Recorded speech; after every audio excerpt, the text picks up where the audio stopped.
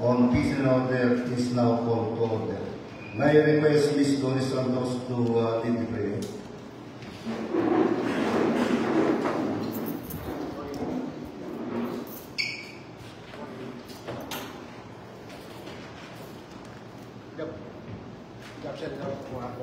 So, anybody want to lead the prayer? Let us all pray. In the name of the Father, and the Son, and the Holy Spirit. Amen. Our gracious and loving, most Heavenly Father, we humbly come before you this afternoon for this hearing. We ask that you send down your Holy Spirit and fill in our hearts so that we will be able to discuss things for the good of Reina Mercedes. Manatili po sana ang pagkaisa at pagkakaintindihan sa bawat isa po sa amin sa hearing na to sa pamumuno ng aming mga committee chair. And this we ask in the name of Jesus, your Son. Amen. Thank you, Honorable Augusto.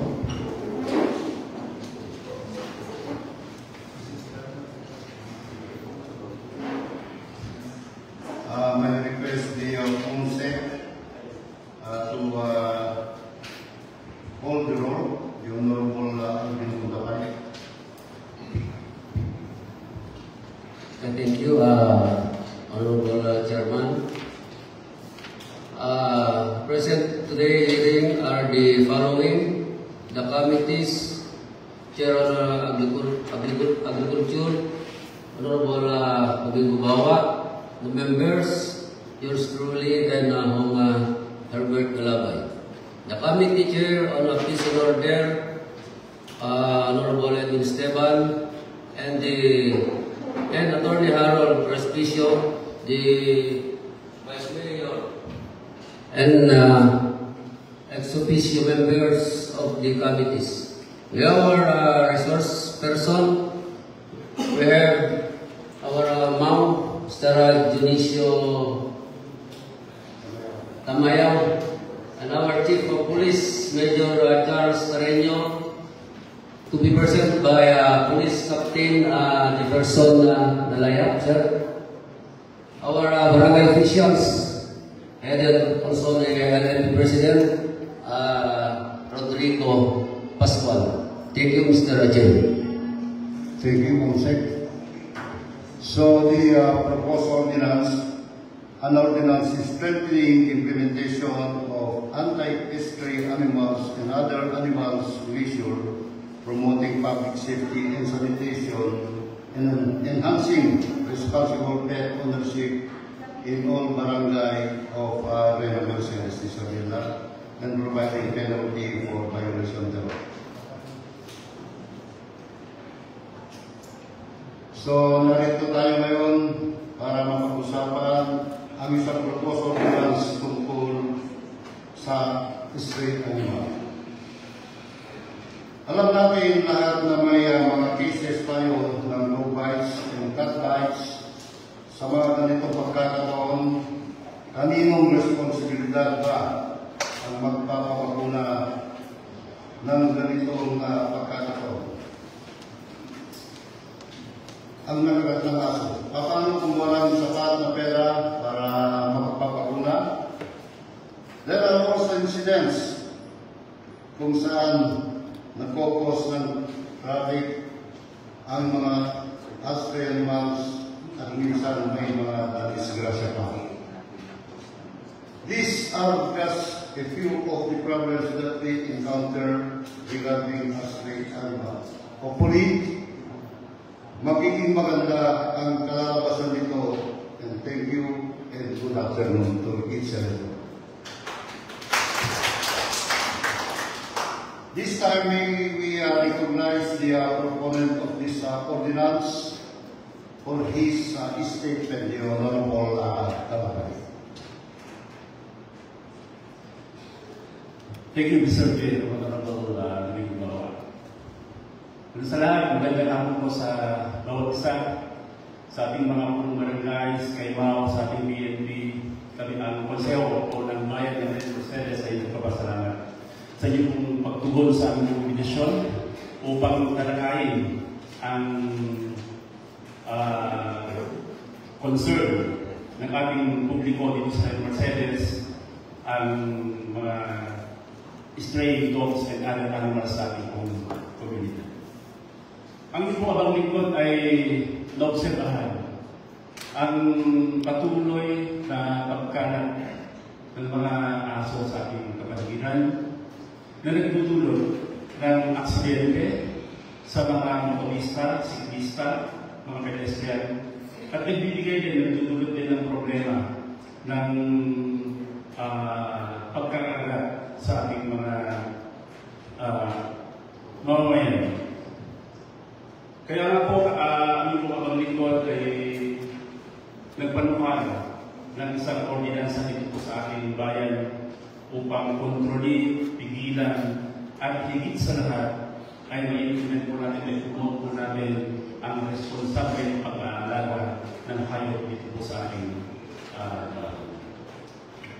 It is the duty of the local government of Red Mercedes in coordination with its barangays to ensure the health, safety, and welfare of its constituents by regulating the presence of animals in public spaces and promoting responsible pet ownership.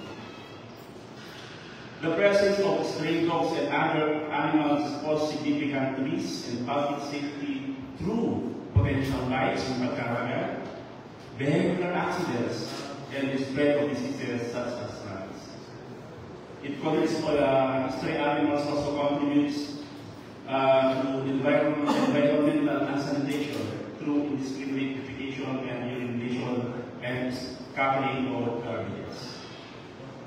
The very heart of this ordinance, mga minamahal po na kababayan natin, ay i-promote, itaguyod ang responsible pet ownership, because I believe that if we have this responsible pet owners, it is very crucial to maintain a harmonious and safe community in our environment.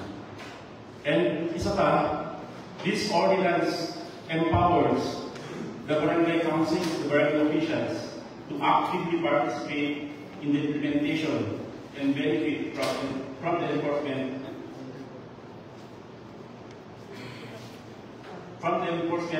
and will foster greater cooperation and effectiveness.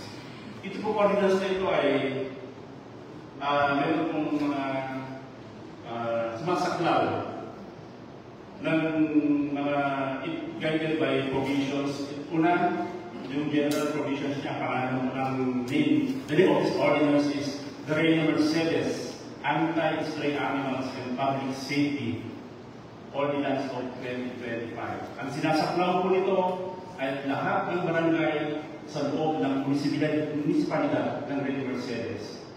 Ang layunin po natin ay yung nasabi ko nga po, kontrolin ang dami at galaw ng stray animals para sa kaligtasan at kalusugan ng ating publiko, paigtingin ang kalinisan sa pampublikong lugar. So yung sa part, responsible pet ownership, that's the very purpose of this ordinance. We don't want to penalize our kabarangays, we don't want to penalize our kababayan. Ang gusto po natin mangyayari ito ay mabigyan, ma-promote natin ang responsible pag-aalaga ng hayop, lalo na ng aso dito sa ating komunidad, na siya nga po nakikita po natin nagdudulot ng aksidente at pagkalat ng sakit gaya ng rabies.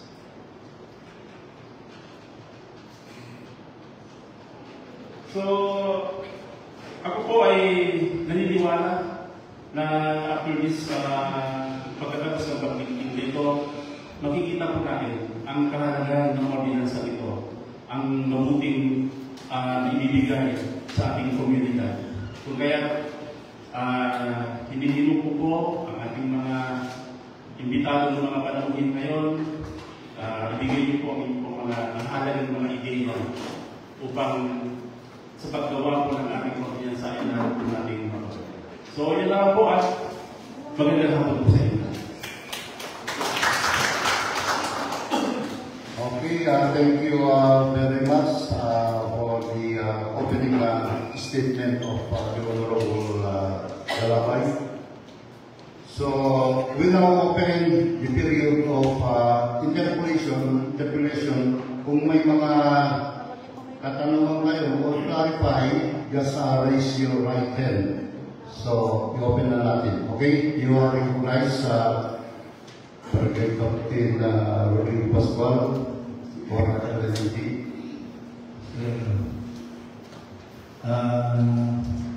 Maraming salamat, Mr. J.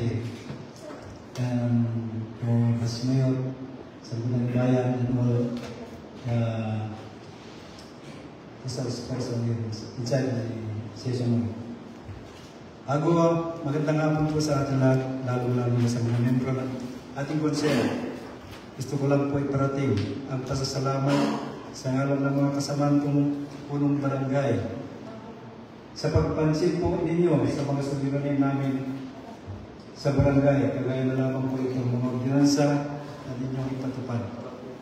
Sa panukalang pagtatali ng mga alagang aso, makakatulong ito sa pag-iwas sa disgrasya, lalo na ngayon, halos lahat ng pamilya sa barangay may kanya-kanyang mga motor. Sa panahon ngayon, ay bihira na lamang lumabas ang mga bataan natin dahil din sa hilig nila sa pagsiselfone. Kahit pa man, nararapat pa din talian o ikulong sa loob ng bahay o compound lamang mga alagang aso upang hindi sila magkabala sa ibang tao. Kaya naman po, lubos kami nagpapasalamat sa konseyo at pagbibigay pansin sa suliranin nito. Ang tanong ko po sana, Mr. Chair, itong panukalang ito ay involve ang barangay officials na manghuli sa mga alagang aso. Ang pinag-usapan namin noong session namin sa Liga, kung pwede po, pag nakahuli kami ng aso, 24 hours lang sa barangay bago namin i-turn over sa municipal, sa LGU. Kasi, halimbawa, nakahuli kami ng 10 aso, sino magpapakain doon sa mga alagang aso kung walang kukuha? Kaya sana kami po involved dito, mga barangay officials, ay yung gusto po sana namin na ilingin sa konseyo ito ay matupad para hindi naman din mahirapan sa mga hinuhuli namin ng mga alagang aso. Yun lamang po. Secretary, Honorable LNB, Pascual. So, the proponent of this ordinance is the Honorable Galabay. Answer lang yung katanungan ng ating LNB. Thank you, Mr. ABC President, Honorable Pascual.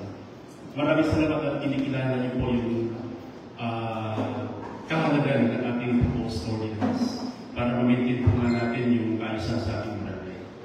Meron po tayong mga provision dito po sa ordinansa. Lahat po ng concern po natin ay mababasa po natin dito.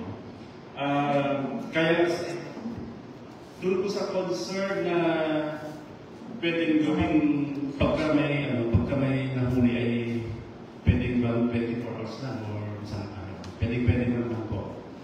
Pagka na-establish po natin yung impounding facility po natin sa barangay, establish din po natin yung impounding facility ng municipalidad. So, proper coordination na po. But then again, ayaw po natin saktan ang ating mga kabarangay sa ordinansa ito. Ang pinaka-puso ng ordinansa ito ay i-promote ang responsible pag-aalaga. Kung kaya ayaw po natin sila i-penalize. I-implement po natin ito. We will implement this ordinance.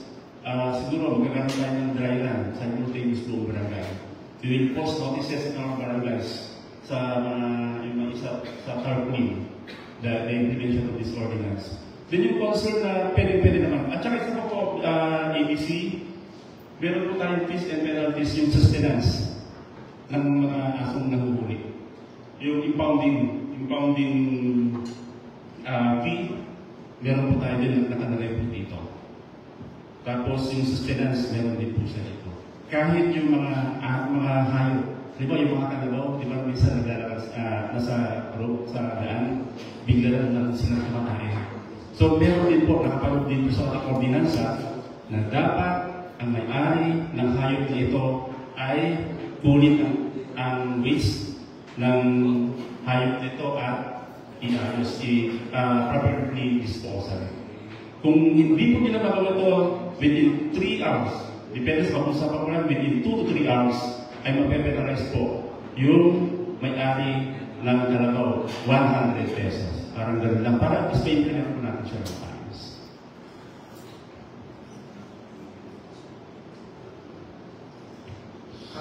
Okay, you are recognized, Honorable Pastor. Some points of clarification only, Mr. Chair, the honorable members of the committees. Nakita po natin yung talagang gusto nating mangyari sa ating ordinance, and this is for public safety and animal welfare. The number one concern and some possible difficulties na maaari po natin dito ma-encounter is number one, the limited budget and resources, not only of the barangay level, pero pagdating na rin po sa municipal level. Number one, saan ba natin kakailanganin ang budget natin? Once kasi na nag-impose na tayo dito, huliin natin yung mga stray animals, we need to establish and to maintain a animal shelter. Sa mga barangays po ba ngayon, meron po kayong established na mga animal shelter. Ayan po. Maliban lang po kung makakapag-allocate po tayo ng budget mula po sa ating budget for next year, dahil alam ko tapos na ang budgeting natin for 2025, na makapag-allocate ng pang-animal shelter and its maintenance. Kasi po sa paghuli po natin, it is possible na kapag nakahuli po tayo ay ma-detain, may ilagay po natin sa shelter yung mga nahuli po natin. There will be a specific period kung saan pangangalagaan ng barangay yung ating mga nahuli. And that requires budget din. Dahil gusto nga natin maibigay yung humane treatment pa rin sa ating mga nahuling mga animals. Pangalawa, how long should we contain itong mga nahuli po nating animals? In the case ng sinabi kanina na pag-usapan po nila na at least 24 hours ay ito turn over sa LGU kaagad yung mga nahuli. May konting technicality lang din ako nakita doon. Kasi sa LGU mismo, although we have designated na evacuation center for livestock, pero wala tayong shelter para sa mga mahuhuli na stray animals. So far, tama po ba, Sir Mau? So, how do we address po yung limited budget and resources ng bawat barangay to address the issue of establishing and maintaining a shelter sa mga mahuhuli po natin? Thank you, Honorable Pastor. So, ibibigay ko muna yung pagbibigay ng ating municipal agriculturist statement tungkol sa mga EO. May mga executive order kasi na napupunta sa kanila, and then I think even though yung mga barangay captain na kagaya ko noon, may mga executive order galing from provincial level. Dahil mga case ng mga aso, kinagat ng aso, marami tayong mga case sa provincial noon. So,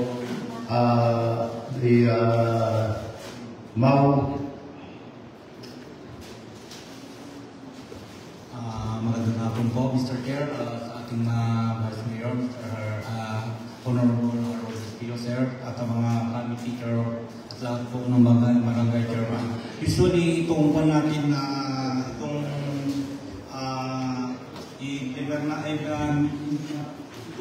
batas na dati na po ito na natin sa provincial government at pina-adapt sa LGU.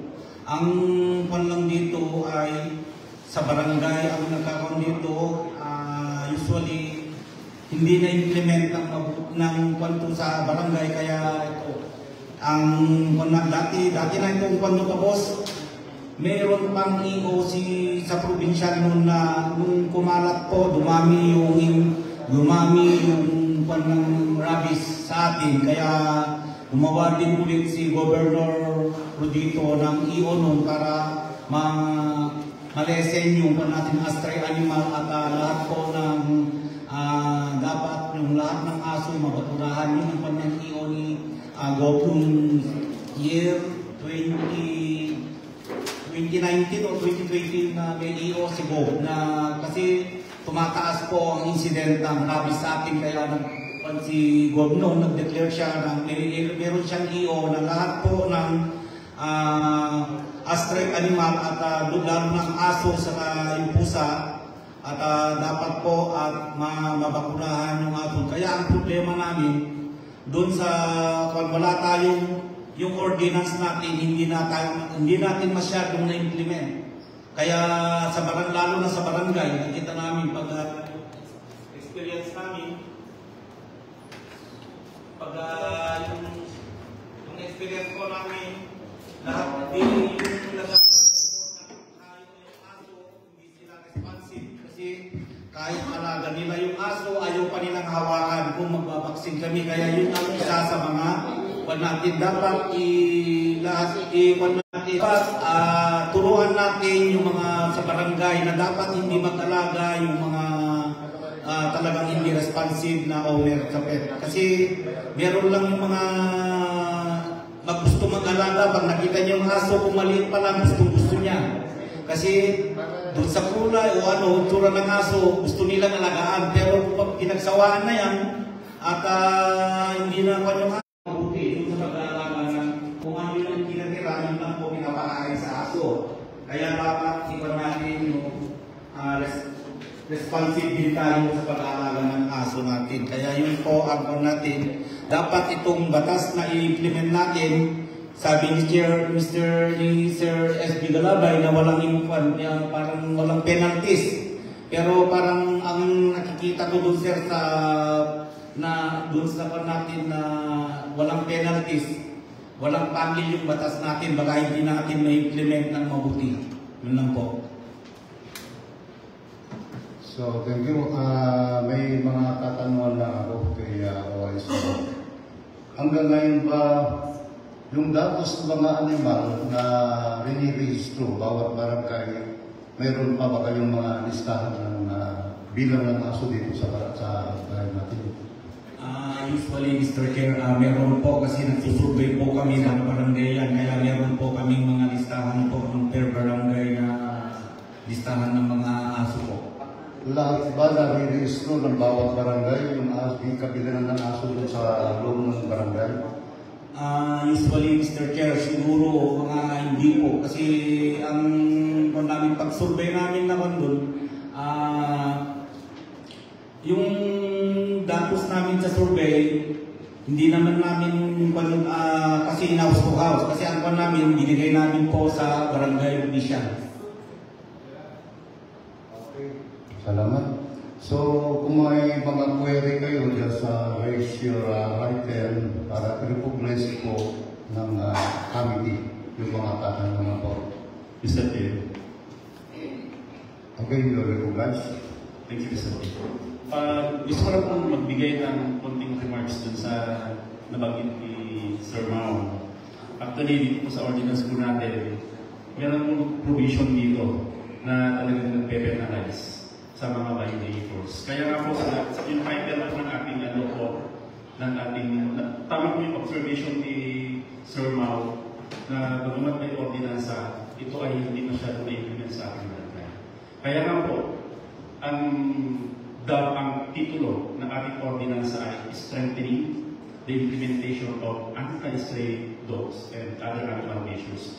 Nag-integrate lang po tayo ng mga bagong mechanism dito para makuha natin yung aktibong partisipasyon ng ating mga barangay officials. Kung kaya sinabi po niya dito, meron siyang penalty with a share of the collected penalties accruing to the concerned barangay. Ibig po sabihin, pagka may na-penalize po tayong violator, ang magiging sistema po kasi dito, centralized po yung pagbabayad ng penalty. Halimbawa po, si Mr. A sa isang barangay na penalize po natin siya, let's say 500 or 1,000. Ang gagawin po ng barangay, i-issuean po muna siya ng citation ticket. Okay? Then, bago niya ma-reclaim yung impounding animal, pupunta siya magbabayad sa treasurer's office. Then after that, pupunta po siya sa barangay council. Then, i-reclaim na po niya yung aso. So, ang sistema naman po doon, meron po kasi tayong, provision dito sa Article 6, Section 17, na kung saan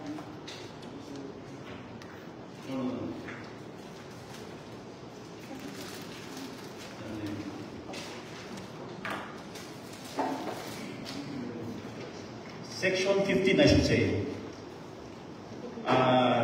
Article 5, Section 15, share of the barangay on collected penalties. 50% of all fines and penalties collected under this ordinance for violations within a specific barangay shall accrue directly to the general fund of the barangay. Then the 50% shall accrue to the municipal general fund to be primarily utilized for the operational expenses of the municipal agriculture in implementing this ordinance, including the maintenance of the impounding facility, the veterinary services, and public awareness.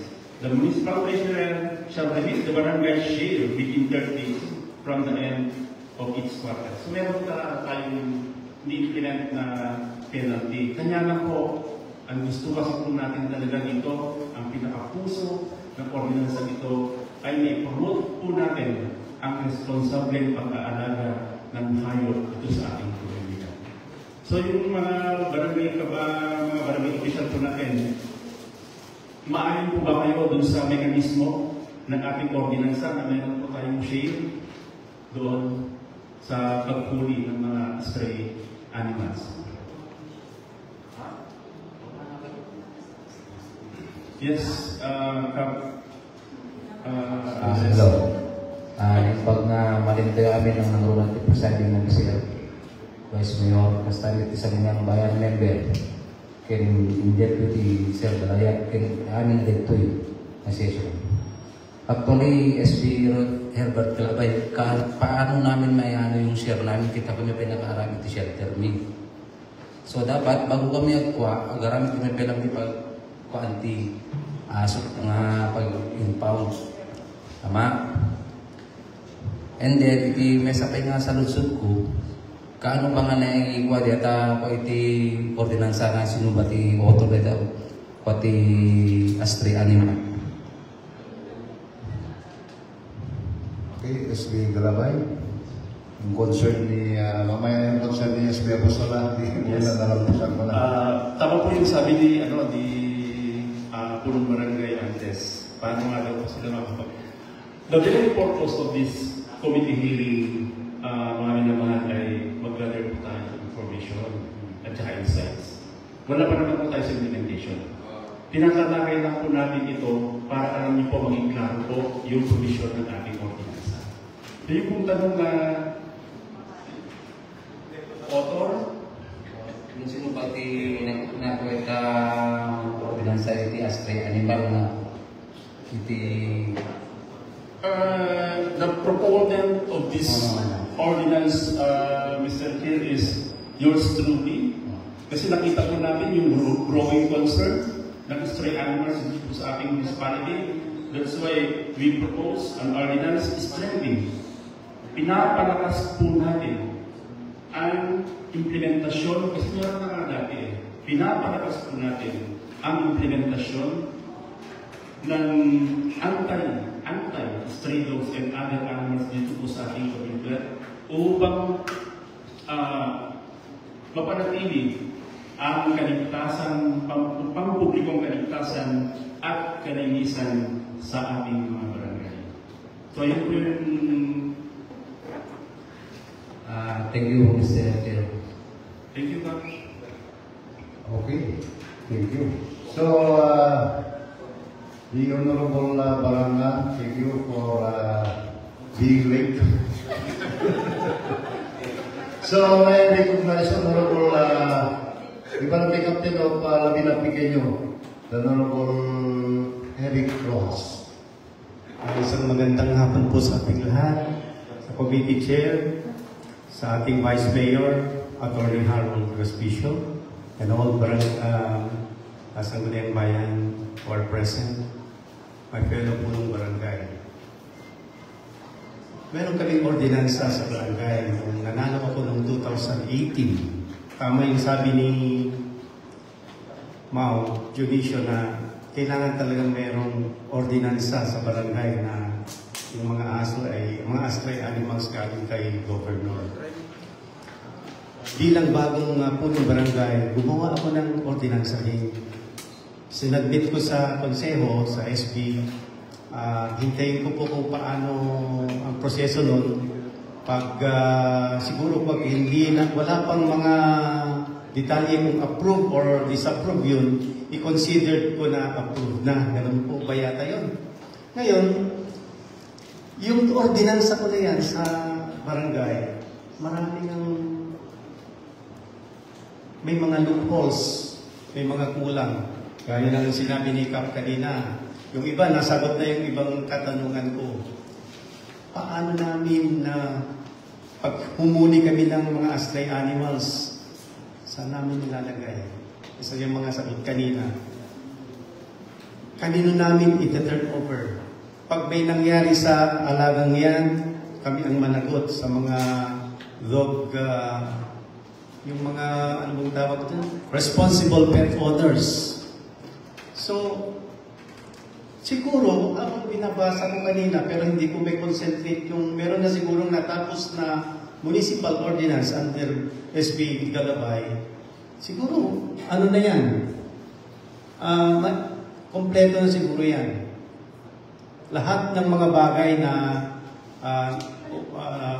bumabagabag sa ating isipan, mga punong barangay, ay siguro meron ng mga yan dyan sa committee, sa nagawang ordinansa na yan. Kaya kailangan sana po, mabigyan kami ng kopya para makita namin kung na-incorporate yung mga bagay na gusto namin matupad sa ordinansa yan. Maraming salamat po. Actually, marunong barangay captain, wala pa kami ordinance na is a proposed ordinance pa lang. Kaya nagkakaroon tayo ng pagpupulong. Huwag pa ang iayos itong ordinance ito. So, SB Galabay, yung concern ni SB Apostol kanina, natatandaan pa ba natin para bigyan kalinawan kung ano yung mga pinag-statement ng ating Honorable Apostol. Thank you, Mr. Chair. Una po siguro bigyan po natin ng kasagutan yung concern po ni Apo Kapitan Rojas.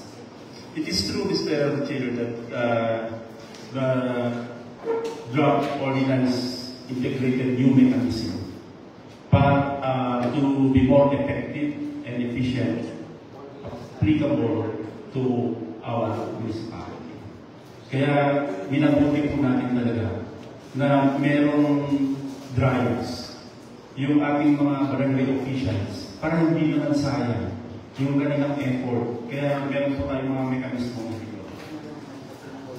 With regards to that sa concern ni SB Apostol, we are still in the process na kaya po tayo magkakandak ng committee hearing, public consultation, para tingnan natin yung mga magandang gagawin pa natin na i-integrate po natin dito sa ordinansa.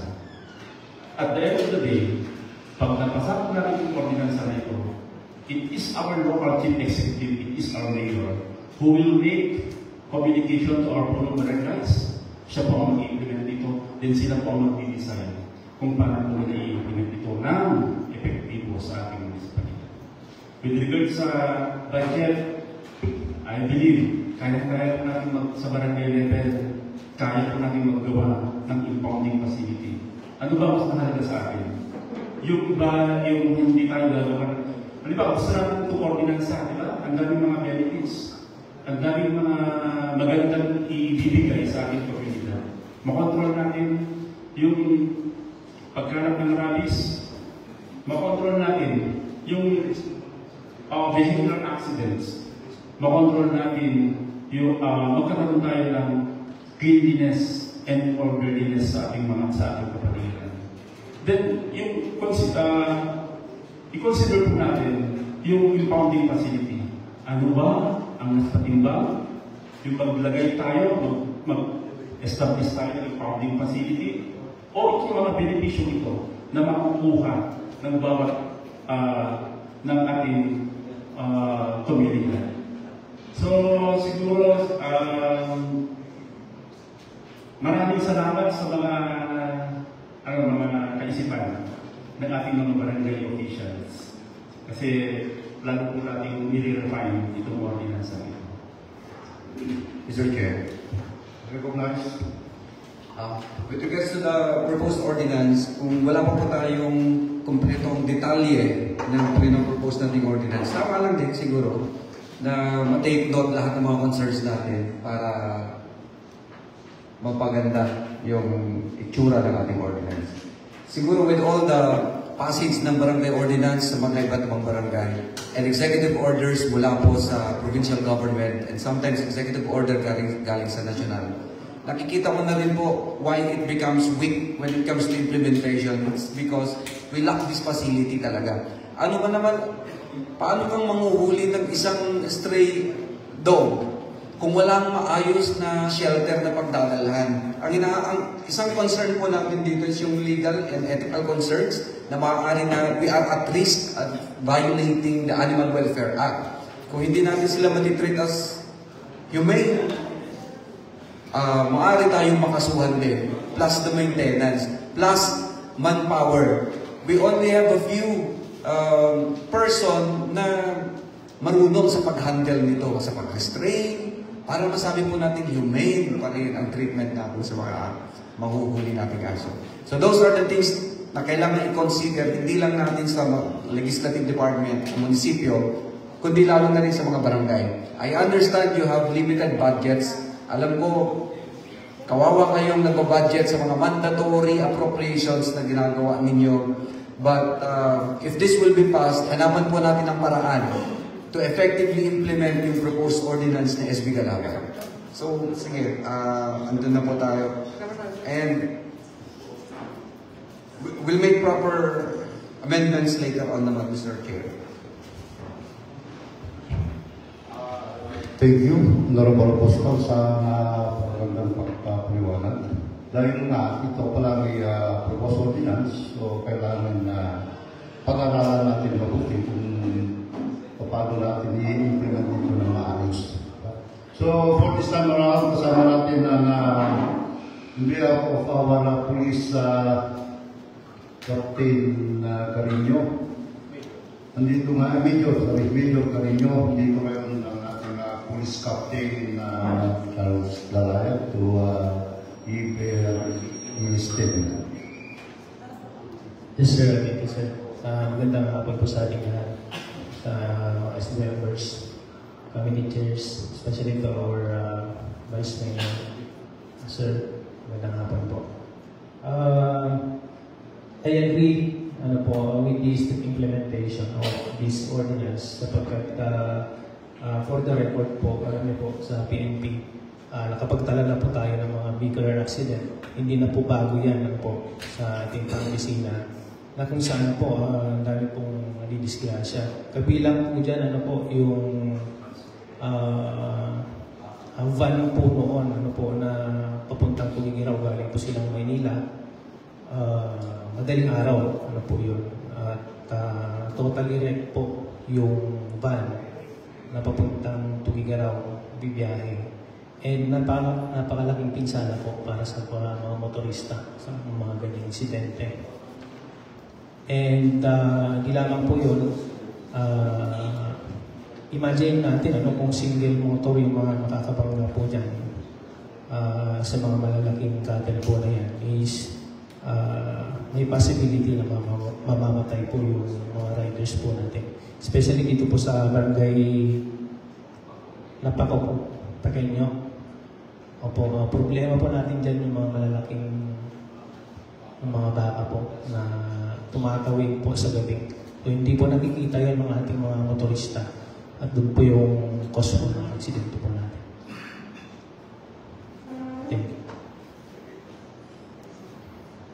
Thank you. Police Captain Dalalab. Honorable Esteban, recognized. This question is, of course, addressed to our Deputy Chief of Police. Sir, say for instance, and this can be possible. Halimbawa yung aso na na-involve sa aksidente, at yung nakamotor ay nabawag yung ulo, tinakbo sa hospital. Yes, sir. Alam naman natin kung ano kamahan ng hospitalization ngayon. Yes, sir. Can we charge the owner of the dog? Yes, sir. What if he denies na hindi kanya yung aso? Kasi malaki na masyado. Especially so, if it can cause death, namatay yung tao. Kailangan natin alamin, sir. Hindi naman parang large scale yan na i-registro mo sa munisipyo para you have our basis to charge them. We can investigate, sir. Doon mismo kasi yung mga aso naman is hindi sila lumalayo sa kanilang mga owner, sa mga mamayari. We can investigate doon sa malapit po doon kung sino mamayari doon. Pwede tayong magtanong-tanong. Pakita natin yung aso. And so far, sir, hindi pa po tayo nagkaroon ng ganyan, yung hindi po identify yung may-ari. Wala pa tayong case. Talking on stray dog kasi sir, sa amin ang dami. Lalong-lalo na yung karakteristik ng aso, pagpamaya. Yes, Dahil uhit yan to mga barangay nila, maangot dati tulong maangot dati demens na. Dayungin daw rin kapag sa lali ng barangay, nakanatugan mo hindi aso ko ka mga pamulog na ano aso ito dyan. Once you on the way, nagkaroon ng aksidente. Ano natin ngayon? Hanapin yung may-ari dyan. Namatay na yung namatay na yung tao. Yes, sir. That can be possible. Kasi hindi nyo, pag mag-viral yung aso, yung naglalupida yung aso. Straight up na naghaharap ng pagkain na, naghaharap ng kicks. Yes, sir. Pwede tayong magkandak ng thorough investigation para sa point ng penalty, sir. And sabi ko nga, sir, ating pasalamat po kami. Wala pa po tayo incident. Wala naman ganyan sa atin. How would you like the idea, sir, na? Sir, this is addressed to our mouth. Sir, ano kaya po kwan? Instead of yung EO ni Governor, hindi yung mga barangay captains, di ba pwede sila gumawa ng mga ordinance na instead of vaccination ng laban natin yan to reduce their numbers? Ano kaya kung kwan? We will reduce their population. We will limit up to 2 lang. Kasi daming tao na kwan. Kahit hindi na kumakain, 10 yung aso, ang papaya, hinahayaan lang nag-alagala dyan. Ano kaya kung gagawa rin tayo ng ordinance sa bawat pamilya, 2 lang. 2 o 1. Pwede kayo yun, mga barangay captains. Gagawa tayo ng ordinance sa naman. We will limit the production ng mga animal. Although alam natin ang aso, deterrent sa krimen yan. Especially during night time, kailangan natin mga yan. Pero ganun din, hindi na napapakain. Kung 10 yung aso ko nagala, hindi na pet yun. You're no longer responsible pet owners. Usually, Mr. Chair, siguro mas maganda kung gano'n ang kuwan natin, ikuan natin sa barangay. Kung talagang household na makita natin na hindi naman niya kayang mag-alaga talaga ng hayop na, example, aso, i-discourage na lang natin siya na mag-alaga kasi magiging askal na lang yan pag mag-alaga siya ng hindi, halos hindi pa mapakain yung pamilya. Then mag-alaga pa siya ng aso. Karamihan sa mga pag-alaga pa ng aso yan, wala nang ipapakain, kundi yung tira-tira lang, kung may kanyan, buto yun lang ipapakain. Kaya maramihan, yung aso na gano'n, talagang naghahanap sila ng makain. Kung buto yung aso, talagang pumupunta dyan sa kapitbahay o ano na.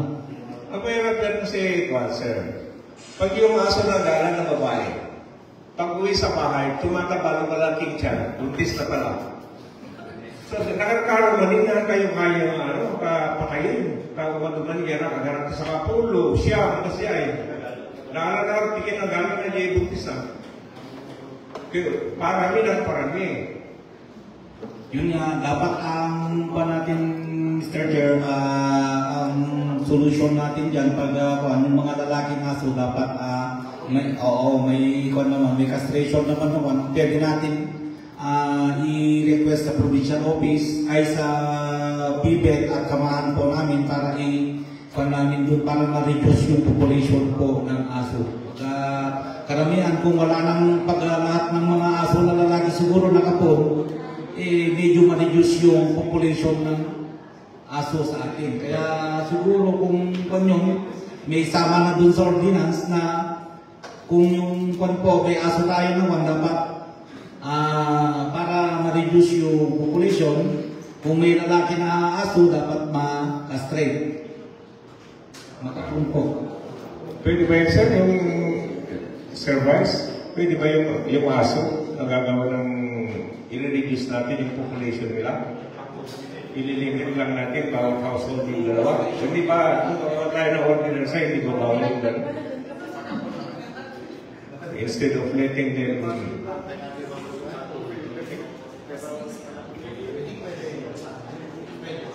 barangay captains, pwede daw na gagawa tayo ng ordinance sa barangay, limiting the number of dogs per family. Either 3 to minimum of 1. It can depend. Kung talagang mayaman yung tao, kahit 10 yung aso, makita man nito yung status ng kabuhayan ng tao, pwede. Pero kung talagang lalabog yung digest pa, at dumidaming aso na pwede daw, sabi ni Sir.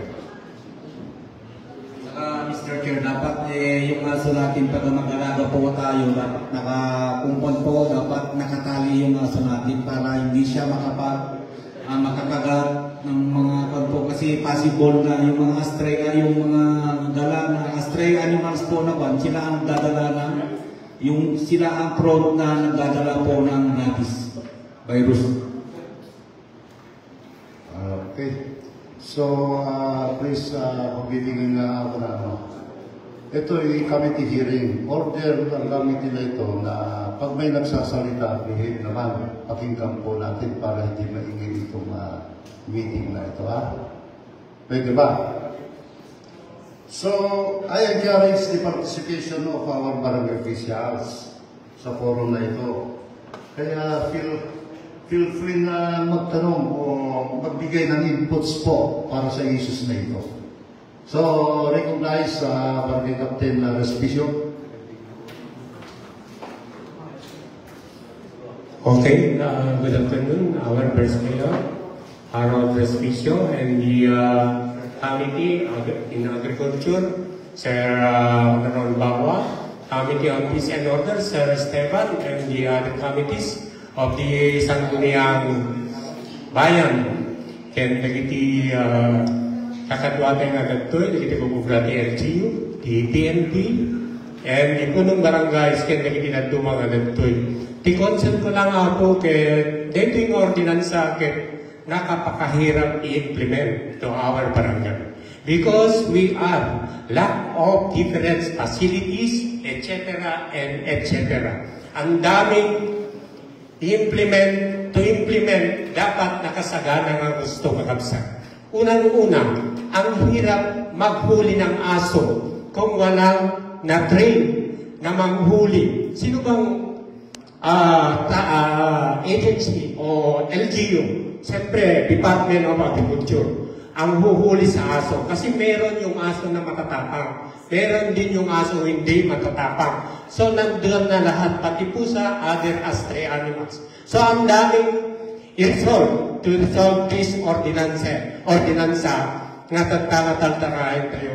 So, I could suggest nga dapat, for the implementation, dapat adadumay nga Sangguniang Bayan nga i-meeting na through the Committee on Agriculture or Committee on Health through implementation to the Committee of the Barangay. Tatlo di kasta, mawatan na ito yung ordinansa, kami na nga basta-basta kakabsat, na implementa na ito yung kakabsat. Ang nasarsarita, kasi in my barangay, nabayagin na bawal ko, ipagpangalon ko, natangin na yung ulo tinagduma. At ito ti aso na, at gusto niya ko na ni SB Esteban, nga nagrigat, nga nawain ti tao. ngayon lumapat insidente, takinagatiaso na pabayaan ti parents or whatever, nga resources na nakagatip na pabayaan, na tayo di tao, asin no ti papasunod ni dyan. The owner dog or the kinagatiaso, nga napan ni J.R. Kibalay, nga nakagalot. So maraming circumstances na other reason nga dagitang ordinansa. Hanga basta nga implemented. Kami nabayag dahil nga ordinansa iti provincial level. But then, I'm very thankful dahil natalakay ito munisipyo tayo. So, dapat suportaran na kami nga sangguniang bayan in the barangay level. Dahil maraming pilosopo sa mga barangay. Hindi nila maintindihan yung kabutihan na i-implement mo. Maraming agsalsalawasaw. Ngayon, ti papanan nga, diakti, ang sumbat na kapsa. Sa tuwa, adot na matayin, kagat ti pusa or whatever nga bites, iti animals. Ang nga aksidente, iti along the highway. Ken iti paunig nga barangay road. Aglalo, dagiti paikwa. May pagkipay, dagiti agmotor nga kabataan nga nakapaspas-pas uray barangay road. So pakaalaan ti aksidente. So nga dapat may implement kuma through the PNP and the barangay level kakabsan. Data baw-bawan nga bagala baw-baw tapos nagitang patpataray nga nakapaspas-pas is because of them. Iti consequent tayo in our way na Mercedes kakabsan. So artang pasalamat at tanong talakay na dito yung problema ket sabay kuma tamay implement iti whole Reina Mercedes through the leadership of our beloved Mayor, Ma'am Malu Respicio, and through the help of our beloved Vice Mayor Kendagiti, Walong SP, then aminin yung barangay official headed by the 20 barangays of Municipality of Reina Mercedes. So nga, dumawat itutulong nyo ang kaysa at gawin mo for the successful of this ordinance. Thank you. Okay. So, the appointment, ikaw ang yung katanungan o yung mga binikwento ni Apo Kapitan Respicio, it's your turn. Apo, Thank you, Mr. Dale. Maraming salamat po sa remarks ni Pulong Barangay Rodrigo Respicio ng NAPAC po. Dami po mga minamahal ng mga pulong barangay sa lahat ng mga nalilito. Ang lahat ng bagay ay walang madali. Lalo na pag-implementasyon ng isang batas, kahit anong batas, walang madali. Pero pag seryoso tayo, ikino-consider natin ang public safety, yung kaligtasan ng bawat isa, may implement natin. Isipin po natin kung nangyari yung mga vehicular accidents sa mga mamamayan. Ano maramdaman natin? How much more kung ito po ay nangyari sa mahal natin sa buhay. Kaya nga po yung conviction ng aking puso na habang wala pang nangyayari na malubhang aksidente na kinasasampulan ng mga stray animals, ay naipropose na po natin ito na hindi po kailangan na saka na lang po tayo gagalaw, magpropose ng ganitong ordinansa kung may nangyari na. So, anticipation. So, in-anticipate po natin yung mga ganitong bagay. Then, with regards naman sa nakalagay naman po yun sa information and education campaign, nandito po lahat. Siguro bibigyan po namin kayo ng kopya ng ordinansa. Then, ang yung abang din po, mga minamahal na mga pulong barangay ay very much willing. Pag naipasa po natin ang ordinansa ito, ako po ay handang pumunta po sa inyong mga barangay. Tamang-tama po, itong Oktobre, magkakaroon po kayo ng mga barangay general assembly. Imbitahan niyo po ako, kahit sino sa amin, magdadala pa kami ng pag-stocks niyo. So, yun na po. With regards sa, sana, gagawin ng ating kung sinabi kanina sa proseso, still in the process, then tinignan po lahat natin ng angulo para itong ordinansa ito ay maging komprehensibo at maging sistematiko sa pagpapatupad po sa ating komunidad. Okay, salamat, SPR Malabay, proponent. So, our Vice Mayor, may query, as ex officio member dito sa committee on public committee hearing, so bibigay ko yung pagkakataon para magbigay sa committee. Alright, thank you so much, sir. And thank you so much, everyone, for attending in Heya. Napakasaya po at nakikita ko kayo kung ngayon dito. At maraming salamat, Mr. Heribert Galagay, sa pag-propose ng animal na ordinance na ito. Marami tayong maayos dahil sa ordinance na ito. Gusto ko lang po ipaliwanag yung status ng batas na related dito sa ordinance na ito. Una po, kapag kayo po ay may aso, required po ng batas na iparegister po ninyo. Kay ako. Tapos required po kayo na ipabakunahan nyo po. Kay ako. At ina-administer yan ng RSU. Dahil meron pong aktibong programa ngayon ng ating mayor, ng anti-rabies vaccination. Kanina pa nga ng munisipyo on wheels, libre po. Iparabis yung anti-rabies nyo po doon, libre po. Required po yan ng batas. At iparegister nyo kayo at bibigyan niya kayo ng dog tag na nairehistro at na bakunahan na ang inyong hayop. Kapag hindi nyo po ginawa yan, may penalty po ang batas na multa. Pangalawa, ang inyong aso kapag nasa labas ng bahay, required po kayo ng batas na itali ninyo yung aso ninyo. Ang implication po niyan, huwag nyo pababayaan yung aso ninyo na makalabas ng bakuran nang hindi nakatali. Ibig sabihin, maayos po dapat ang bakod ninyo para hindi makapit bahay yung inyong aso. At kapag nasa labas ng bahay ang inyong aso, pwede pong i-impound yan ng ating munisipyo. Merong impounding services. Idea ng ating munisipyo nakalagay sa Anti-Rabies Act. I-impound niya yan for 3 days at i-claim mo yan for 3 days at magbayad ka ng multa. Pagkabayad mo ng multa, pwede mong makuha na ulit yung aso mo. At kapag hindi mo kinuha, i-slaughter yung aso mo. Joke lang. I-euthanize. Papatayin. Hindi gagawin pulutan ha. Palakpakan yung mga kapitan natin kung narinig gagawin pulutan. Hindi! I-dispose of yung aso ninyo. Kaya i-claim ninyo agad within 3 days. At kapag nakakagat yung aso ninyo, mga may-ari ng aso, responsibilidad nyo po na ipa-obserba, bayaran ninyo na obserbahan. Kung ano man yung magagastos para obserbahan yung aso, kung may rabies o wala. Bakit kailangan obserbahan yung aso? Kasi po kapag ang aso ay may rabies, within the number of days, mamamatay na yan. Kapag namatay yung aso, malamang baka may rabies yung nakagat niya. Kaya kailangan obserbahan. At yung gastos para obserbahan yung aso na yun, siguro sa RSU o kung meron tayong impounding facility, dapat sagutin ng may-ari. Lahat po yan ay required ng batas. At kapag hindi ginawa ng may-ari, itong mga bagay-bagay na to, may penalty yung batas at may multa yung batas. Ibig sabihin, krimen na siya, isa na siyang offense. At bilang pulis, at bilang barangay officials, mga kagawad at barangay tanod, meron po kayong kapangyarihan na i-enforce itong batas na ito. Halimbawa, kapag may nakita kayong aso, pwede kong tanungin yung may-ari, registered ba yan o hindi? Napakinahan ba yan o hindi? Nung nakalabas yung hayop niya doon sa kanyang bahay, pwede yung pangkagat at krimen ka agad yun. Pwede nyo pong i-enforce agad-agad. May kapangyarihan na po kayo ayon sa batas. Kahit isa na pong offense yan. At ang nananagot po ay yung may-ari ng hayop.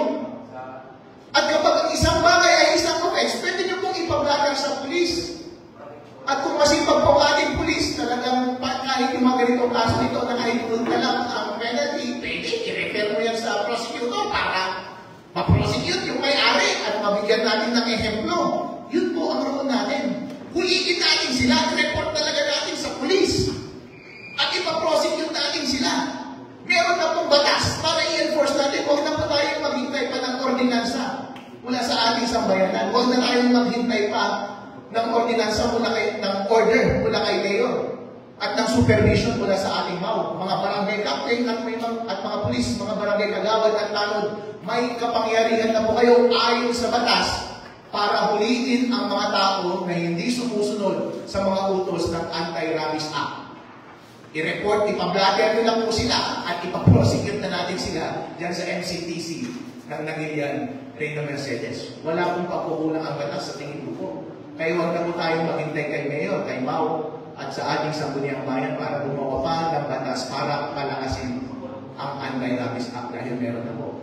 Dahil kung sa totoo naman, kung tatanungin mo ako, ano pa ba ang maidadagdag natin sa Anti-Rabies Act? Pinapakinggan ko kanina sa proposition ni Mr. Galabay, penalties may penalties na ayon sa batas Ang kulang na lang sa atin, binibigay na lang ating munisipyo yung libreng rabies. Ang kulang na lang sa atin talaga ay yung impounding facility. At ang responsibilidad para mag-set up at gumastos para sa impounding facility ay ang munisipyo po. At sabi mismo sa batas na ang budget para mag-set up ng impounding facility or makipag-partner sa isang private impounding facility or memorandum agreement with kapitbayan para magkaroon ng common impounding facility, ang budget yan ay magagaling sa tax allocation, national tax allocation. At gagastusin dapat yan ng ating bayan. Kaya mga sangguniang bayan, kausapin natin yung ating budgeting officer na isama niya sa budget ngayong taon na ito ang paggawa ng impounding facility. Para magawa na natin or mag-memorandum of agreement na lang tayo ng impounding kung meron ng kawayan. Or kung merong private or NGO na nag-aalaga ng hayop, sa kanila tayo gumawa ng COA, baka makalibre pa tayo. Yun ang pwede natin gawin. Honorable Galabay, siguro, dagdag para sa, kung gusto nyo dagdagan ng penalty, okay lang naman. Or other offenses, okay lang naman. Pero pwede natin ituon yung ating enerhiya para i-implement natin yung impounding services natin. Pero para sa ating mga barangay officials at ating mga kapulisan, pwede nyo na pong gawin lahat para ma-enforce itong batas na to. At wala nang ligtas ang mga irresponsableng may-ari ng mga kahayupan na ito. So yun po yung status ng ating batas na ito. So I hope ang actual na magagawa natin ngayon dito ay pagdating sa ating budgeting, gusto ko makita yung appropriation or kahit anong initiative mula sa committee na to, sa ating mga sangguniang bayan members na mag-reach out sa mga impounding facilities or NGO or pet facilities na nagkukustodian ng mga pets para lang ma-enforce natin yung batas. Kasi sabi sa batas, pag nakita mo yung hayop, kunin mo na eh. Siguro ang gawin na lang natin, since nangangailangan sabi ni Barangay Captain Restoration na gusto, hindi sila marunong humuli ng aso. So turuan mo sila humuli ng aso. Ano bang technique dyan? Babato-batukin mo ba? So yun, kailangan lang natin ng coordination sa isa't isa para ma-implement natin na maayos ang isang bagay. So I appreciate this hearing po at narinig ko yung feedback mula sa inyo at naliwanagan tayo about sa status ng batas at ano lang pwede natin gawin at alam natin kung anong situation natin ngayon at paano tayo makapag-proceed forward. So good luck everyone, good luck sa ating kapulisan, good luck sa ating mga barangay officials sa MAO, at good luck sa ating lahat para totally ma-enforce na natin yung Anti-Rabies Act. Okay, thank you, Vice, for napakagandang mga pagpapaliwanag tungkol sa Anti-Rabies Act. So, national na ito. I think mga barangay, easy lang naman yung paggawa ng mga impounding. Kaso lang, mahirap yung maghuli. Magbuyan talaga sa mga aso na stray animal. Hindi stray animals. I-correct ko lang. Stray animals. So, ibigay ko nga muna kay the proponent, yung Honorable Galabay, ng pagkakataon para exercise yung responsibility ng ordinance nito. Thank you, Mr. Mayor. Thank you for the remarks of our very well Vice Mayor, Attorney Restoration.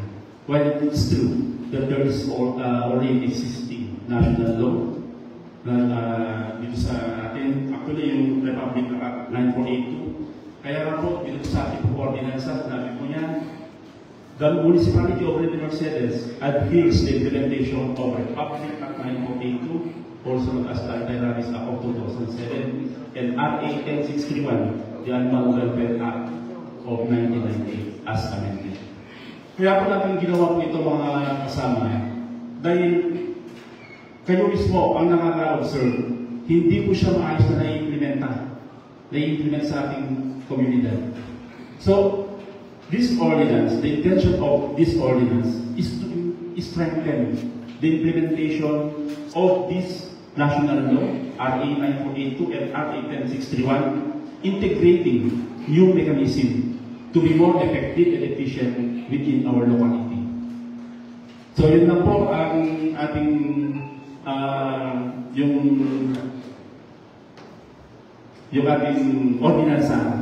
So muli, maraming salamat po sa presensya ng ating mga barangay officials, ng mga punong barangay, barangay kagawad, ang dami, no?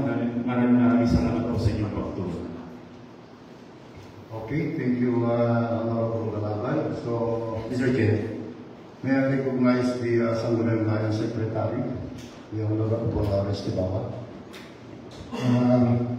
Jangan maka po, Chairman. Tatay-tay ko ba agree kaya alam ko rin ka maagsalita ni Juan niya po vice dan sulat di makamuti ako di legalities na yung ordinansa.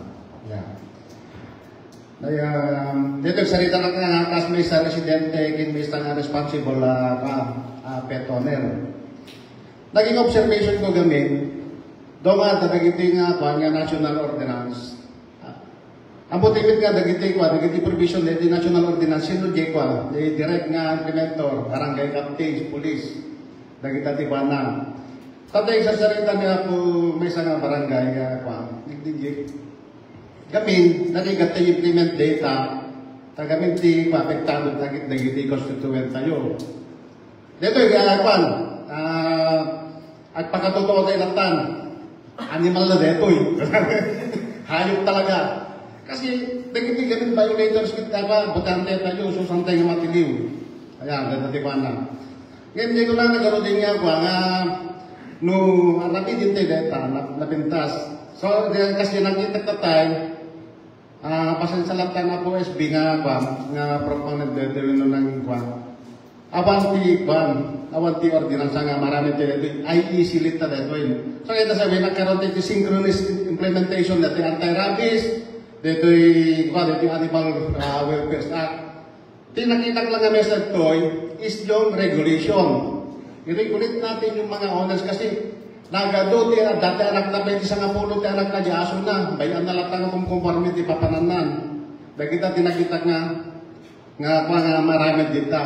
Kasi under sa sabi na basa ko rin yung under sa Animal Welfare Act. Hindi ko kasi nakita provision yung regulation. At saka yung anti-rabies, yun ang nakikita ko doon. Yung implementation, sorry to say, pero yung yung direct na implementor yan is yung kayong mga kapitan. Kung hindi ninyo mahuli yan, magpagay ng bigyan nyo ng mga letters na yung mga violators. Pagka dinala yan sa piskal, sabi nga niya ni attorney kanina, hindi na kayo yung kausap ng violator. Yung piskal na yung kakausapin niya. Magbigay ako ng example. Katulad yung di ba, tungtungit tanga ko tagi-piso-piso lang. Ang napatpatin, nagiti kapitan, sa nakipatpatin. E di napan di pulis, naiwan yung piskal niya, anyangin na sa sardingdan. So di kahit ko lang ako yun. Tagamin, ang dati nakitawon niya ko. Kayo, nagaramit kayo di barangay ordinansyon, nga ibawal dagiti asaso. Kaya lang ada ti failure na awam mit di mang-implement. So nagbalin lang nga kasdala ko laing data nga kasdala information. Titi pinaka the best information na data. Saan yung problema dagiti impounding or whatever. Tilang insight nyo dagiti responsibilidad dagiti owner. Nga no whatever damages no nagkosiso ti injuries when na-perdi dagiti magbagay, yan kalkay ko lang kanya, dangay so dati magbayad amin dagita nga mga kastakura datay, di ba? Niya po ba? Awag ti problema. Kasi numamanda nga dagita dito so dati responsible.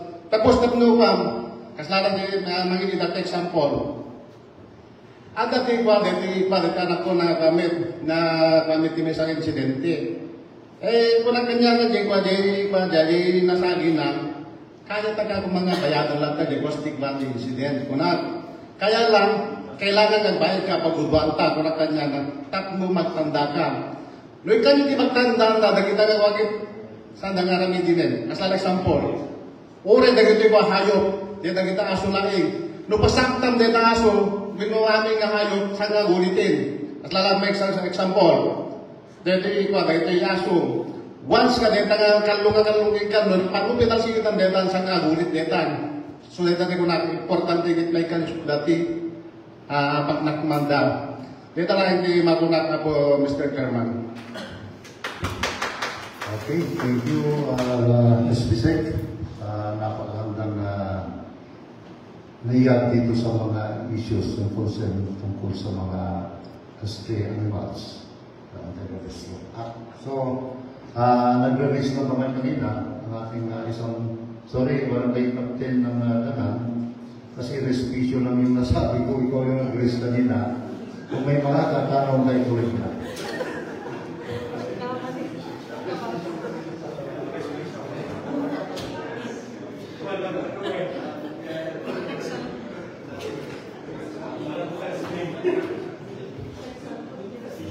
May mag-aamaling kayo din ako. Ako, Vice Mayor. Nag-yes din ako. Ilang concern ko ako kay may panggit hindi pagamit ni Kapitan Respisyo, hindi pa nagtiliw. Iklaro plan no sino tiyak tiliw. Ito'y municipal binuta kami ako. Kasi parang yan may implement. Terus berapa?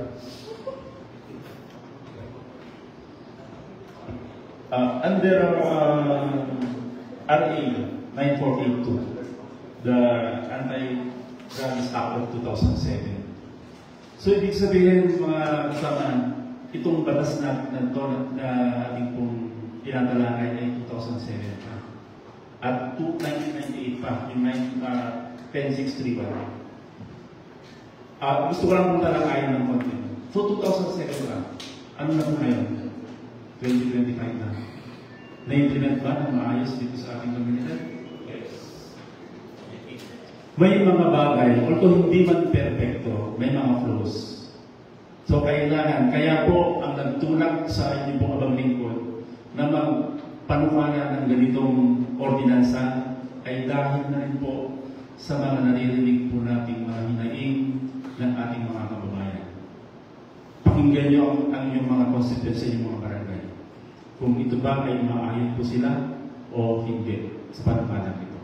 But then again, the final say of this, ang mag-approve naman ito ay sa ating konseho. So, tatalakayin po natin ito ng maayos. Then, dun pa sa sinabi po ni Kapitan Respisyo, meron po sa provision po natin na nagtatagda na kailangan po tayong mag-train, mag-seminar, gaya po ng sabi ni Mao, na kung paano po natin sila bibigyan ng skill yung ating mga team sa loob ng barangay, yung barangay animal control team. Kung paano po sila mag-train po sila. Ako, Kapitan. Para sa ganon ay hindi po yung basta-basta. Na baka nga naman, baka kagatin po sila ng aso. So, gusto ko rin pong bigyan din na kahit na meron itong Anti-Rabies Act, although, sige, naturukan na po siya ng rabies.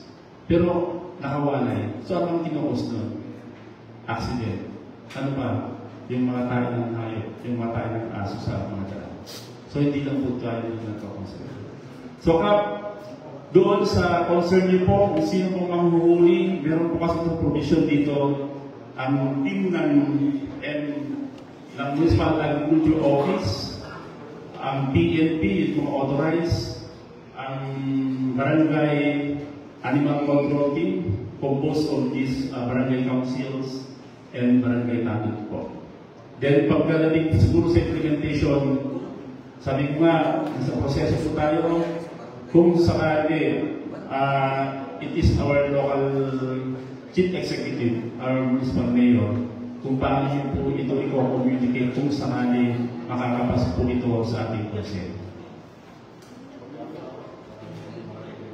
Thank you, Rosby. Okay, anybody from the barangay official? Yes, Honorable Ramirez, recognize.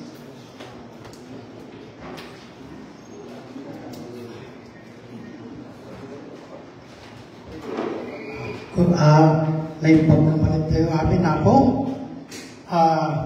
Actually, mga sir, dahil ka original sakit, kaya hindi i-adapt itingi barangay ni. Last year siguro siya na i-tackle, kaksanggasat ka, hanga nakadaroon dito isang bunyang bayan. Jamin, iso iti may isang cost accidente, adong nakita ko na aksidente, gapo iti bonus na aso. Iso pa iti agrogit, iti kalsada, lalo pa nagtutulog. Imbis mabisbisin ka, kahit kung mga nakakita ka ti kapalipidan, nga rugit ti aso, ako makapanganin. Ken, at dabay na kita'y aso, nga patay na iti pagdang matarakin. Anang Lord may isang magan alaga iti manok kadapato, no, kaninmit ti aso. Iso nga, dahil taga-ordinance sakit, kaya ito may implement. Ken, di kayo, imbagatatay ni Apo SB Esteban, nga limitaran na yung itidua, agpaisyon ni Apo. Talo na limitaran tayo itidua, kahit nasawin, kaya di kayo pet owner nga, idalog, ikulong ni aso lang. Kami no, adunay talagang na makaya. So, ada Apo dito under Republic Act 9482, tigitay Apo, hanga na immunize na aso, kit agmulta iti 2,000, tsaka mudaan sa dati nga batasabon. Under Anti-Rabies Act may kapo iti naordinahan, dyan nga agtilibit, taga-petmed, sudat ti agikulong. Dyan lang ako, thank you. Thank you. Pagawad, Mr. Ramirez, napakaganda yung amenable ka na talaga. Dapat lang. So, anybody from our visitors? Okay, barangay Captain Respicio. Ang sabi ka na dito, Respicio sa harap. Tanong ko lang, concern ko lang, hindi natin just in case na madabang nagtiaso at kailangan natin anti-rabies, meron bang available na vaccine, Abumaw? Yes, kasi makadkadayo ti constituent kayo, makadakawayan, ang pabayan dati 300, 600, JNT, quality vaccine station na Abumaw. So, kaya ko lang ay clarify, no, at the available nga vaccine kayo, anti-rabies victim. Usually, pag yung anti-rabies po na nakagat ng aso, wala na po kami ng vaccine na ganun. Ang vaccine po namin ay para sa aso. Doon sa kanan na para yung namin, pero yung nakagat na ng aso, doon na po sa hospital na idadala, ABC, yung anti-bite center. Doon po sila magpapa-inject. Libre naman, ang dito, pero schedule lang po, ang provincial. Daily dun sa provincial po, ABC dun. Dito sa Kawayan, ewan ko lang kung may scheduling. Scheduling sa Kawayan po. Pero yun lang po, Kap. Ano mo? May schedule pero may bayad. Always. Anywhere, pati sa provincial. May bayad. Ang dami na tagat-tagas sa barangay ko. Always may bayad. Okay, recognize Bon, sabi. Great man po kasi sir. Tuloy po, yung pangawat po ng aso, meron po kasi yung 3 consecutive days po yun, vaccine po yun. Yung po, pangawat po ng aso, pupunta lang po tayo sa Animal Health Center. Pwede po yun po sa provincial at saka dyan po sa Kawayan po. Meron lang po tayong babayaran po, napaka-minimal po yun. Ako po, ay naarat na po ng 2 beses po this year. Ngayong taon na po ito. Kaya nga po itong pag-implement po ni Sir Galambay, ito po ay napaganda po para ma-reduce ang accident, iwasan po ang rabies. At isa pa po, ang aming team hindi na po mahihirapan mag-vaccine kasi nahuli na po yung aso. Karamihan po na nagbibigay po ng rabies ay yung mga askal po. Kaya po yung barangay, hindi po natin na 100% ng vaccine dahil po yan sa mga lalaki. ng aso. So kinakailangan po, talaga po, tayo po mga barangay officials, lahat po tayo, tama po yung sabi po ni SP Galatan po, kanina, ay kailangan po natin i-implement ito, sir, para po sa ating po mga pamilya. At para din po sa team po namin na hindi po kami mahihirapan po na magbakuna po ng aso. Para po mamasin po natin at wala po nagkakaroon po ng anti-rabies. At kung kayo po ay nakagad, punta lang po kayo doon sa Animal Bite Center po ng Kawayan at saka sila lang po. Napaka-minimal lang po yun na pabayaran po. Pero sana po wala kang agad po sa akin. Yun lang po sa akin. Okay. Honorable Vice Mayor. Isa pa, Kapitan Respicio, isa pa, technique. Ayon sa batas, ang magbabayad dapat sa nakagat ay yung may-ari ng aso. At kapag hindi niya sinunod yung utos ng batas na yun, isa yung criminal offense ulit, ipaplatter mo ulit. Kaya sabihin mo, halimbawa, nag-uusap na sila sa harap ng inyong barangay hall. Ikaw yung kinagat, ikaw may-ari ng aso mo, kumagat, sabihin mo sa kanya, sabi ng batas, bayaran mo. Ayaw niyang bayaran mo. Sige, pumirma ka dito na ayaw mong bayaran, ha? Pinirmahan niya, ayaw mong bayaran. Idiretso mo agad kay polis, ipablatter mo, sabihin mo kay polis, ibigay mo kay fiscal para sa kanya ng kaso itong tao na to, dahil sa batas, criminal offense yun, at 25,000 lang punta. O, di ba? Solve na tayo. Paano busy mo wala yung tao, walang pera? Kasawa mo pa rin! Para sa susunod, hindi ka na ulitin. Kaya po yun, nasa batas po. Basta refusal na magbayad. Pwede kasuhan. At ganoon din po si Kagawad kanina na nagsalita na yung mga manok mo inakain ng aso.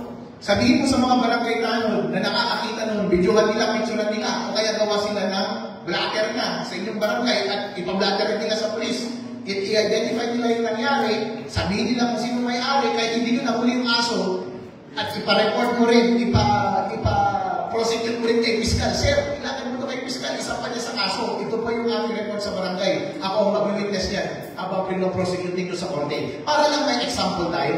Kung gusto ninyo mag-enforce ng batas, ganun ang kadali. Gawin mo lang, tingnan nyo, magkakaroon ng action yung mga kabarangay namin. Okay, tama po yun, Attorney Vice. So, anybody? Okay, Kapitan Parala. Hello.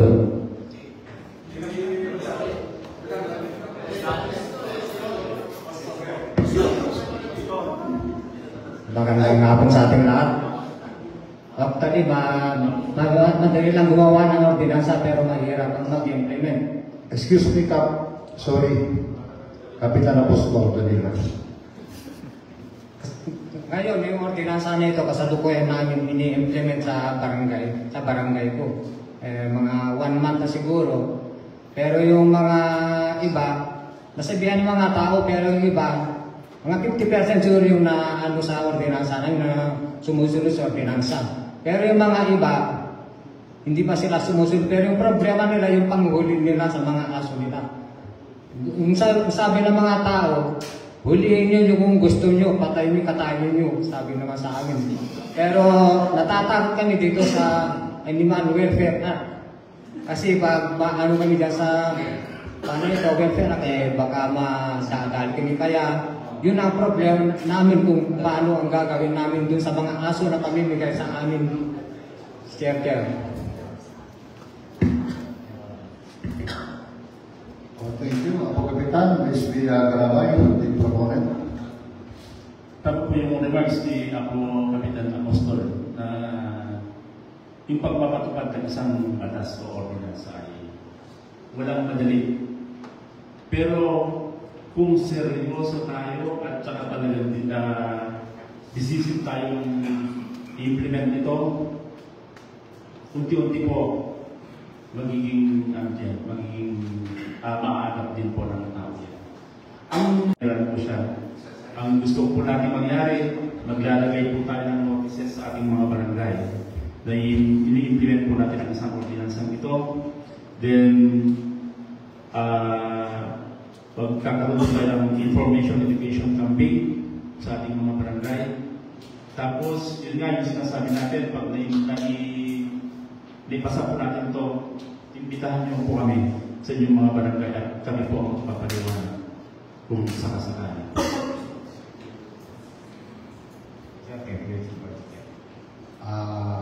May mga concern pa kayo? Okay, Kapitan Andres, you guys. Hello. Clarify ko lang ginimaw mo Ma'am Yerda Subinan dito. Bilang man kas pagarigan nga kanda kayo ti baksin iti aso, manupa dapat nga ulo iti mabaksinan iti kada barangay. Ken kasano marudi nga na baksinan, kasano pa may antay mo? Usually doon sa kwan po, hindi namin na ikaw basta ang kwan namin doon, hindi wala kaming limit doon sa barangay. Kung ano yung talagang kwan namin na kwan po, na kwan doon na kwan, maibabaksin namin yan. Pero ang karamihan, doon sa mga aso kasi na maraming may aso na ayaw hawakan yung mga aso nila, kaya yun hindi po namin nababaksinan. So, nubilang man kasi ma'am, da kami ito ti agtilo di aso nga baksinan na kami ti pag-sequester ni aso nga adatinet na. Dito lang din ito nilinyal kung ti kasama baksinan aming aso di barangay ko. Oh yes, Kap. Maganda no, di kami Kap nga dapat amin nga dati ko ano, bubuo kami nga barangay na naku kami, yung mga pet owner na ko, yung mga may aso, ayaw nilang magpabaksin kasi ayaw daw hawakan yung aso nila. Kaya nga tigukoy mi, wala yung duduma na kami pa'y apon at pilit niya at tiliw di aso lang. Kaya duduma madisgrasya kami, makagat na kami bigi aso, at least tinamimik naka-anti-rabies vaccine ito. Tapos ang lang namin, exposure lang. Kaya nga, dapat tunukan ka, may limang term, ito yung bata, na natin, na ordinansa. Meron din kami siguro na magpapatulong tayo sa provincial veterinary office na doon sa mag-train tayo doon sa mga talo na para ma-train sila kung paano nila ma-prehens yung aso para hindi natin ma-violate yung animal welfare. Kasi kung minsan meron yung mga ibang pag inuhuli yung aso, kaya nga nagwawan yung aso kasi sinasakal masyado. Kaya kahit naman yan, kaya yun yung aso na pag nakita lang yung mga pag sinakal mo na yung aso, talagang ayaw ng kanya, pag nabitawan yan, hindi na nalapit kahit na kanya, makikitagot na. Kaya dapat, kung may tayo na ganun, magkanda kami ng anti-rabies, at yung mga aso na talagang ayaw magpahuli, dapat mayroon na po yung may-ari, dapat meron na siyang nakahandang tali para itali natin yung aso para ma-train siya. Kasi pag yung aso kasi karamihan, pag hindi mo hinahawakan yan, magiging wild. Ayaw, kahit na ikaw pang owner doon, hindi siya magpapahawak sa'yo. Kaya yun nga, pag napasaktan mo na yan, kahit na kanyan ayaw niya magpahawak na sa'yo pagkakunin. Kaya yun, maganda pagkakunin, itali natin yung mga aso. Yun ang natin yung thank you, Mr. Mau. Thank you, Honorable Chair. Okay, thank you. Honorable Chair. Okay, recognize po Kapitan Payeng Naglano. Thank you, Mr. Chair. Ako po sa ating lahat. Tanong ko lang dahil Abu SB Galaway, kung kailan ba natin balak i-implement to upang sa ganun makapag-ready lahat ng barangay dito sa Arena Mercedes ng impound area. Okay, Speaker Galay. Gaya po ng sinabi po natin, ang implementing body po nito ay ang ating local executive. Pag naipasa po natin ito sa Consejo Legislative, then ang magko-communicate po ito is ang local executive. So, siya ang magko-communicate sa inyo. Then, ang proposal ko nga po ay magka-dry run. Ayaw po natin talaga na i-penalize yung ating mga kabarangay. Ang pinopromote po natin dito yung kaligtasan ng publiko at responsableng pag-aalaga ng hayop sa ating community. So, siguro ngayon, August, then depende kung papasok ito sa aking konsero po, ako kapitan, no? Kasi ang mag-approve naman po ito ay itong konsero, yung ating mga kasamahan. Then pag lumasa po, pag pinirmahan po ni Mayor, then magkaroon po ng communication yan. Ang suggestion po, magkaroon po ng dry run implementation para hindi po agad masaktan yung ating mga kabarangay.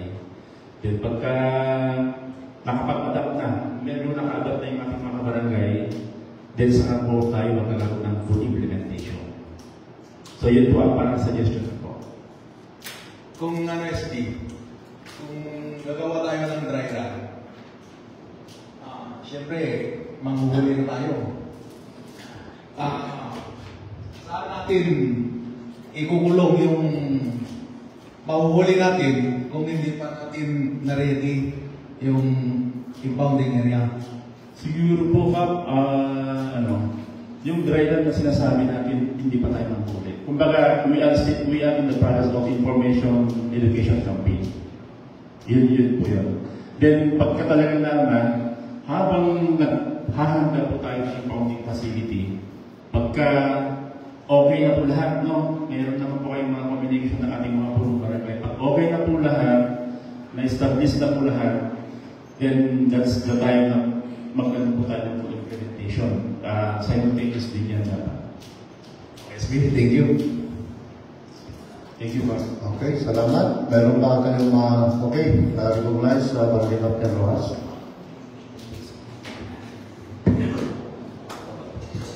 Ang katanungan ito ay address kay SB Galabay, yung tungkol kanina sa dalawang pet na matitira sa isang household. Sana makonsider yung sa akin dahil yung mga anak ko na 3 na wala sa poder ko, iniwan sa akin ang 20 na pusa at saka 7 na lang yung aso na nakatali. Paano yun pag yun na? Magkaroon sana ng kasi unti-unti ko namang binibigay ipapa-adapt ko yung mga pusa. Imagine yung 10 babae na pusa, pinakapun ko na. Hindi na sila nanganganak.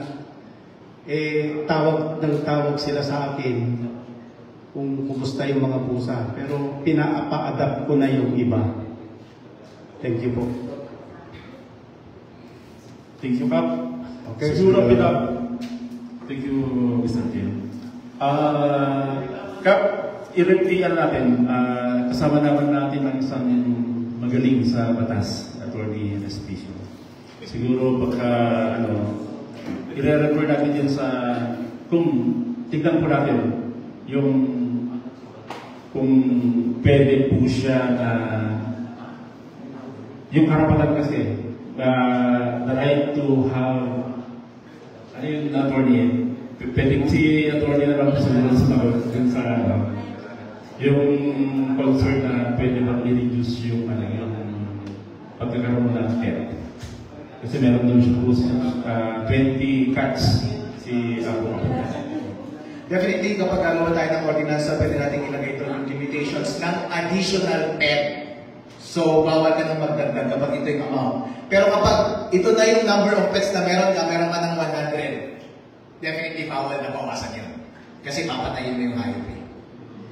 Kaya I'm sure nung ginagawa nila itong batas na pag-usapan rin nila yan kasi merong isang provision dito sa batas na nagsasabi na ini-encourage nila na konti lang dapat ang pet ninyo at binibigyan kayo kung minsan ng reward kapag konti ang pet ninyo. I'm sure meron na-propose doon na pwede ba dapat limitahan na lang yung allowed na pet? Pero ang problema kasi yung mga iba na 100 na yung pet, anong gusto mo gawin? Patayin natin yung iba? Alam na nila yun o diba? Paano kung biglang nanganak yan, papatayin natin yung sobra? Hindi naman natin mapipigilan kapag nagliligawan yung mga aso at pusa, di ba sila? Alam naman, pantayan natin sila at pag-iwalayin mo habang naglalabing-labing sila. Yun yung problema sa batas. Although theoretically possible siya, pero kapag nangyari na sa totoong buhay, ayaw mong pumatay ng hayop na nagawa na ng Panginoon Diyos. Ating mga barangay captain, ipaalala ko lang po sa inyo, meron na pong batas. Huwag na po natin hintayin na utusan pa tayo ni Mayor or ng MAO or ni Gov na implement yung batas. Lahat po ng provision sa batas ay pwede nyo lang i-enforce. Huliin nyo na po. I-report nyo na po. I-blogger nyo na. Sulatan nyo na. I-report nyo na sa police. Mag-witness na kayo. Kay Piskal, dapat ikinaso sa court para maramdaman ng tao na ini-implement natin ang batas. Ang kulang lang sa batas, admittedly, ang implementation natin dito sa ating bayan ay yung impoundment.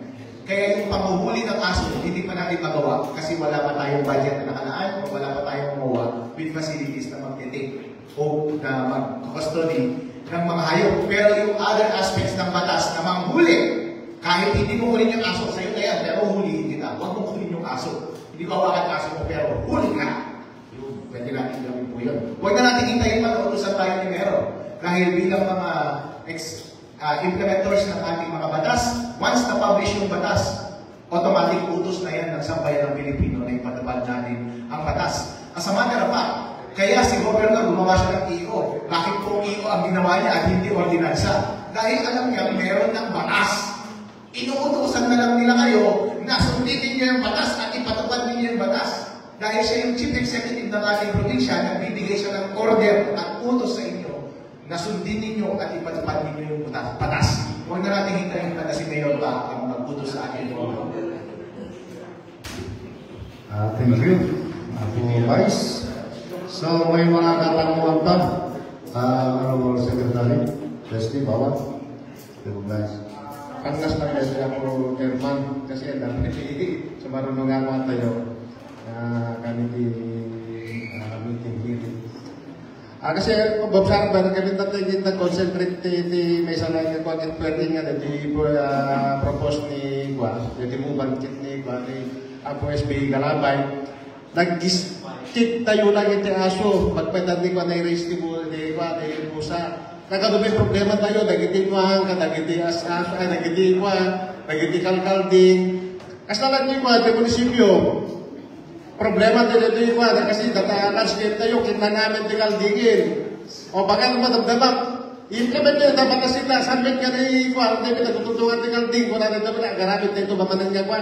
So nga, kwa, ni kwa natin tayo i-raise na dito, tagamin, gimubang, kung na natin ba, and other stray animal, tama po, muban. So di dyan, kwento ko ba, kita. Tanda niya may isang i-raise ko. Kasi kanya tingin nagadutin ito, partner siya, paano tayo partner. Tatakit no, nakabulos na ganyan ko ayo, di baka minunwang nyo. Di exercise kami tagtilil kit, di kumpu ka. Latay sunod tumititag, pamultan. Di king ko ano ka. Lukas ano nga, ramidin nyo deta nga, tagamin deta, di saan ko nga nakita, di kwa. Di yan, di nagiti, kwa tayo, di nagiti. Siguro, ada siguro, di bani. Ang ko nakita gamin, di aki, regarding the Bureau of Animal Industry. So, nagkita tayo ko tayo, kasi nag-stick tayo ng pinay-maysa, kabertin, nga nagkito yung problema tayo dito. Tagamin, nung nakalubos, di tanglo nga bakan, inibos dati, good vector yan to nga, mula yung maisi, naglalong gasto. So, nagigyan, dapat i-raise tayo pa. Wino, nagigyan kalding, among di kalding sa langang mga tibukot, kalayan natin, na pwede ko nagiging mula yun, ada, doon di perginda. Ako, di talang, ako, tayo na may bagat. Apo Muban, wino di proposing nga pa tapno may kantay mistake ang share tagamin kanya tayo kita di kabuhayan tayo di Mercedes kit farming dumit di dumapay nga maperperti di talang po. Thank you, Honorable Leslie, for that information. So may mga query po tayo, may mga katanungan. So, pag wala na po, final words.